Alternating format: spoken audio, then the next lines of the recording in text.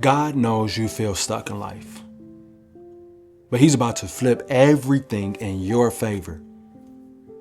You ever, get to that point in life where it feels like no matter how much you pray, you know what I mean? No matter how much you try, you just can't seem to move forward. Like everything's paused. Like you're watching everybody else progress in life while you're still in the same place. And it's frustrating. It's confusing. It's lonely. And sometimes, it even makes you question if God still even hears you. But here's the thing. He hears you. He's always heard you.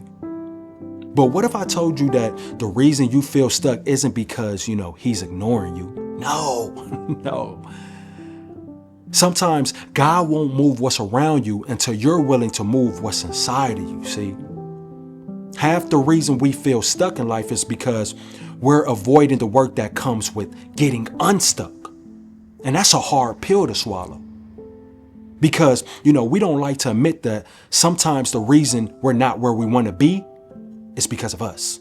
We love to say, I'm waiting on God, but the truth is sometimes God's been waiting on you, and he's been waiting on you for a long time. See, we pray for increase, but we don't want to increase the effort. We pray for better relationships, but we don't want to become better people. We pray for, peace, but we keep entertaining chaos. Let's get real. The truth is being stuck isn't always a punishment. Sometimes it's a mirror.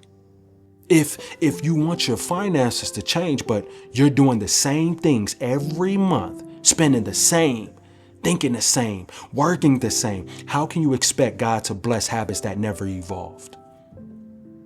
If you want your relationship to get better, but you keep arguing about the same things, reacting, the same way, never addressing the root, how can healing ever take place? If you want to get healthier, but you keep saying, I'll start next week, how can transformation ever begin? Sometimes it's not that life is unfair, it's that we're unwilling to face what's uncomfortable, unwilling to actually be honest, unwilling to take ownership. But once you do, once you stop running from, what you need to face, that's when everything starts to shift. So I'm going to give you 4 habits that will completely change your life if you start today. Now, these aren't quick fixes. They're lifestyle shifts. They're the keys to getting unstuck. Here it is. Number 1, do the hard things first. Growth is never found in the easy. It's found in the thing that you keep putting off. That conversation that you've been avoiding, that task you keep skipping, that discipline you keep promising to start tomorrow. That's where it's found. Every time you run from what challenges you, you teach your mind that comfort matters more than change. Do the hard things first. Because the hardest part is usually the most freeing part. And that's the truth. When you do the hard things, you break fear's grip on your life. You start to realize it was never as bad as your anxiety made it seem. You start to, actually build momentum. And that's where the shift begins. And maybe it's time to, have that talk with yourself that you've been putting off. Maybe it's time to say, I'm done being average with my effort. Maybe it's time to, be okay with being uncomfortable. Because comfort truly is the silent killer of purpose. You can't pray for growth and cling to comfort at the same time. It's impossible. One has to go. And when you finally start doing the hard things first, waking up early, showing up when you don't feel like it, saying no to distractions, saying yes to discipline, God starts aligning opportunities that you never saw before. Because now he sees the effort. He rewards obedience. And number 2, you have to audit your environment. Audit your environment. You can't heal in the same environment that broke you, my friend. You can't do it. Some of y'all keep wondering, why you feel so drained all the time. It's because, you're surrounded by people who don't pour back into you. They just take. You keep going back to the same places expecting different energy. You keep sharing your dreams with people who don't even dream for themselves. How you expect to feel? Your environment will either feed your faith or fuel your frustration. You pick. Look around you. Who are you letting speak into your life? You know what I'm saying? Do they bring peace or confusion? Ask yourself that question. Are they pushing you towards your purpose or keeping you comfortable in your pain? You ask yourself that question. Sometimes God has to isolate you before he elevates you. That's the truth. Because not everybody can go where he's taking you, my friend. You can't take gossipers into a growth season. You can't take doubters into a destiny season. You can't expect to think like a king while hanging around people who love the comfort of the cage. Audit your environment, the people, the conversations, the energy. Ask yourself, is this helping me heal or keeping me stuck? And it's not about cutting everybody off. You know what I mean? It's about clarifying who's contributing. Because when you start surrounding yourself with people who believe in better habits, better mindset, better boundaries, you start believing in it too. And then when your environment shifts, your energy shifts. And when your energy shifts, your life shifts. And number 3, I'm going to need you to keep a daily promise to yourself. You know what destroys confidence? Not failure. It's broken promises. Every time you tell yourself that you're going to do something and you don't, which I was doing for a long time, you teach your mind that your word doesn't matter. You start believing you can't trust yourself. That's why a lot of people feel so lost. You know what I'm saying? Because they stop believing in the power of their own actual words. Start small. Make one promise to yourself every single day and actually keep it. It could be, reading for 10 minutes, praying every morning, journaling your thoughts, walking for 15 minutes, working out. It doesn't matter what it is. What matters is that you follow through. Because keeping promises to yourself builds self-respect, and self-respect builds momentum. You don't get confidence from clapping or compliments. You don't.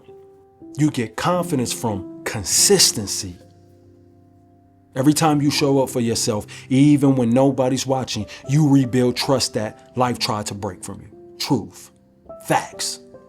You remind yourself, I'm not who I used to be. I'm becoming who I'm called to be. And that's when your faith strengthens. Because you start realizing that discipline is self-love, see? Keeping your promises is healing. And when you start doing it daily, you'll notice the shift. You'll wake up lighter, more focused, more powerful, because now your actions finally match your prayers. And number 4, replace waiting with working. Stop waiting for the perfect moment. Stop waiting until you feel ready. Stop waiting until you're not scared. Move anyway. Most people stay stuck because they convince themselves that faith means waiting.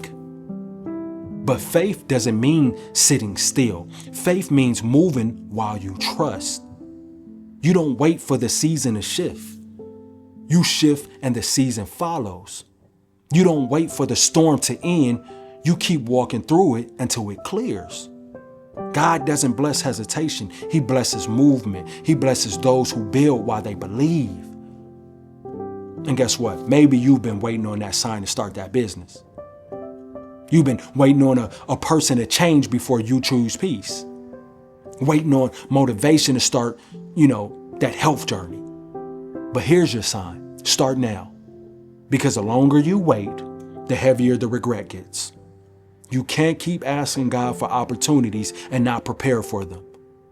You can't keep praying for open doors if you're too scared to walk through them. Sometimes the only thing missing between, stuck and shifted is action.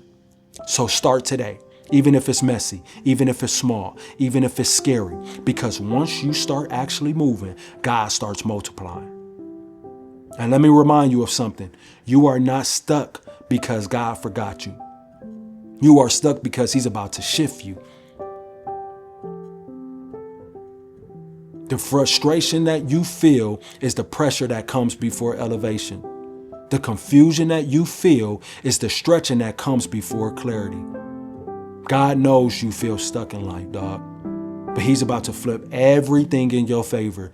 But you just got to do the work. You got to do the work. The doors that wouldn't open before, he's about to unlock them. The people that left, he's about to replace them with peace. The version of you, that doubted yourself for so long, he's about to introduce you to the version of you that believes again. But it starts with you choosing to no longer run from the work, no longer make excuses, no longer staying where you've outgrown. You've been stuck long enough. Now it's time to change, and God is going to do that for you. Make sure you're doing the work. If you are having a hard time letting go, like I always say, check out the ebook. You stuck on that person? Check out the ebook. You stuck on them habits? Check out the ebook. You got this, my friend. That's all what we're doing right now in the season. We're in that growth season. Just getting better every day, little by little. Until next time, I'm yapping. Peace.